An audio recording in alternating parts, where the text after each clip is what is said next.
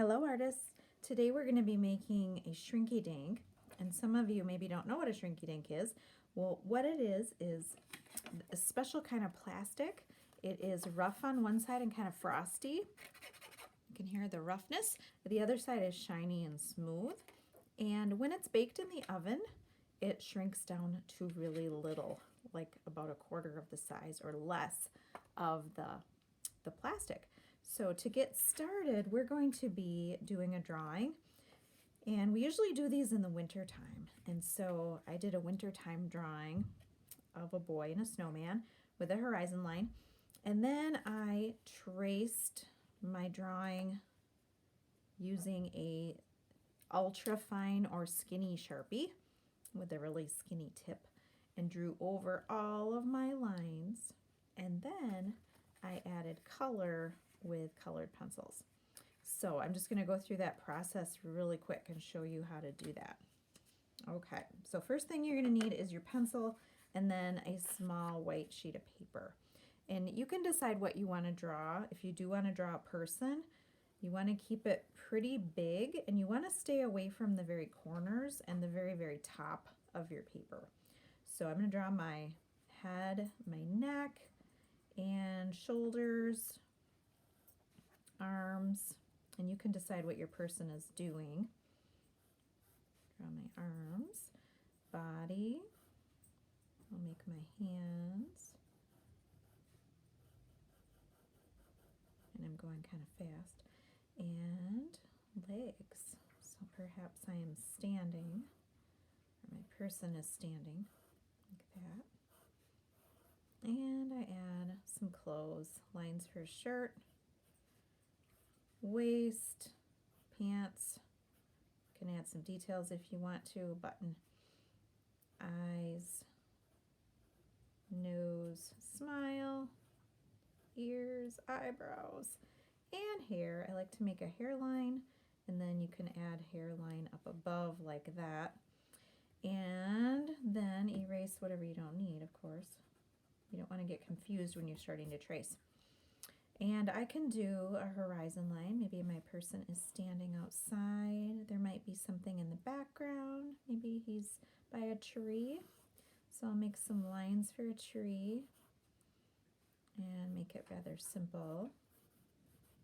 Some lines, some texture, and there might be maybe a sun in the sky.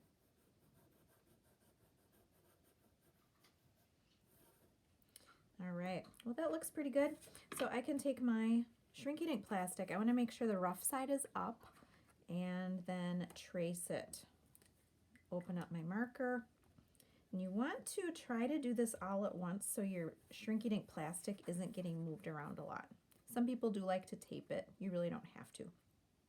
All right, so I'm going to start with my face, and I'm only going to trace the parts I want. I don't want to trace every single line, but you do want to add some lines for texture or to show a little bit of detail. And if you forget any, you can always go back and add them. And I'm going to go rather fast. I've done this a few times. Try to trace over your lines as best you can. And you'll notice when you move your plastic away if there's any lines that you forgot. And if you did, that is okay. No big deal. You can always add them later. All right, it looks like I got my person. I'm going to add my tree. I don't want to do my horizon line through my tree though, right? Because I want to see that. Add some texture lines, horizon line on the side of the tree. I can add some lines for texture in my grass. Make my tree, my sun.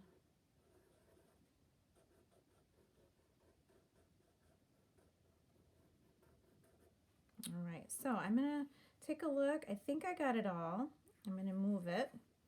Looks like I got everything. So I really don't need my drawing anymore, and I don't have to color this if I don't want to.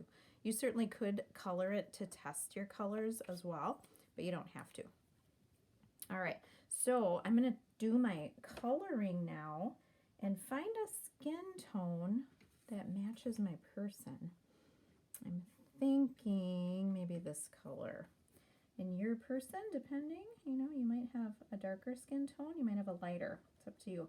You don't want to forget to color the neck and of course your arms and your hands. Do a really nice job filling in all your white spaces.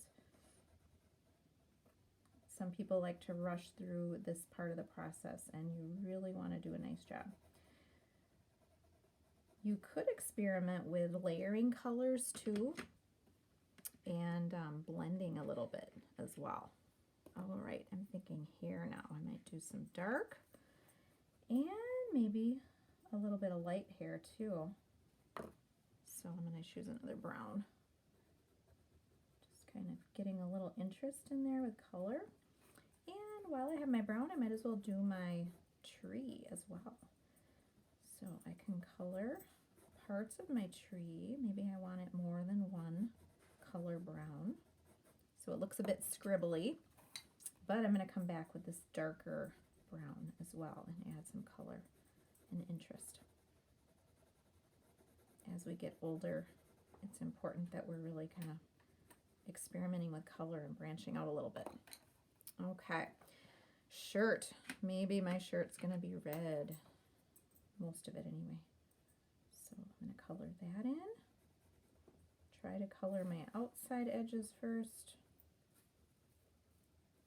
I'm going to do a different color for the band just because. And I colored that dark. I can color the inside a little lighter if I want to, just to experiment with that color again. See what happens.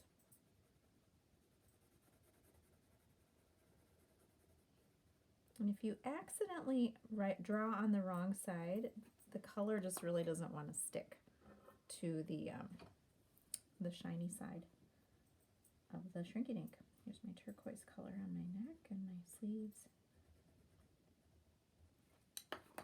How about blue jeans? This should work. Ultramarine blue.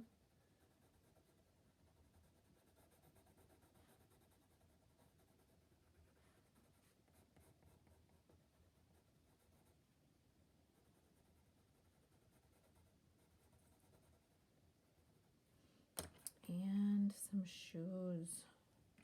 I think I'm going to color my shoes a real dark brown, almost like he's wearing hiking boots or something. You could add details on these too, maybe some shoelaces, some soles. If you're going to do some athletic shoes, maybe you want to add the logo on it. It is up to you. All right, I'm going to make that sunshine pop, a little yellow. And I'm going to go in with another color too, maybe some orange, just for fun.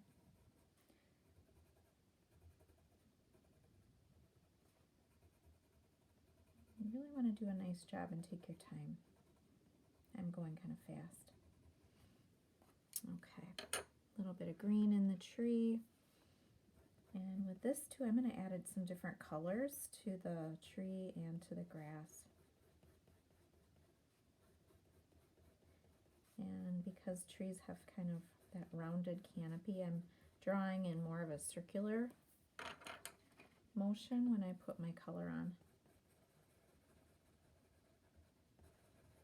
You can add as many colors as you want. Actually, it's a little more interesting the more you add.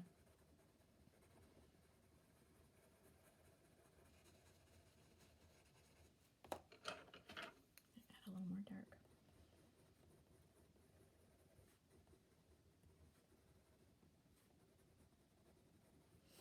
Alright, same thing with the grass. I'm going to go across. Make sure I get all the areas I want, the colors I want.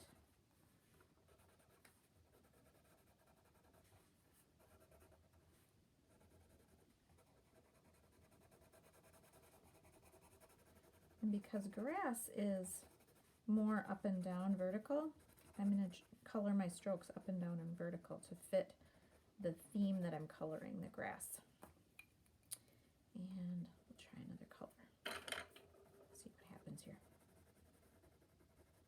It really makes a difference when you have more than just one color. It doesn't look as flat. a little more realistic.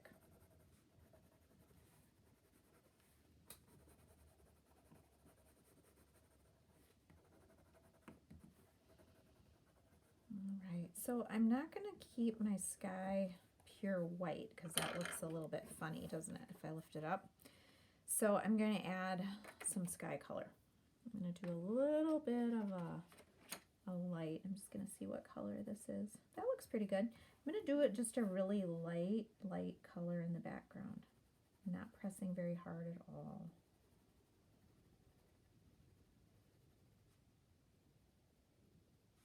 Just be kind of gentle with your coloring and vary your pressure. Looks better already. If you want to, flip it around, color it upside down. Whatever's going to make life easier for you. Also, you can write your name on this with your Sharpie and the year. That way you know when you did it. That's pretty cool. All right, so I think I'm done coloring. So now I have this corner clipper, and what you're going to do is come up to my desk, put the corner in, and then there's this circular part. I like to use the heel of my hand to push it down. You'll hear it click like that, and it just munched the corner right off, and it's just a little bit nicer look. And do that with all 4 corners.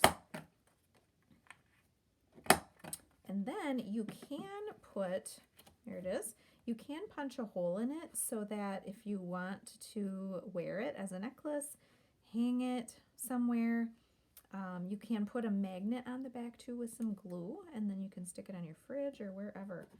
But I do suggest a hole because that once it's shrunk, you just can't put a hole in it. So that is the Shrinky Dink. That's the process from start to finish. Drawing, tracing, coloring, clip those corners, bring it to my desk. I'll shrink it for you. Enjoy.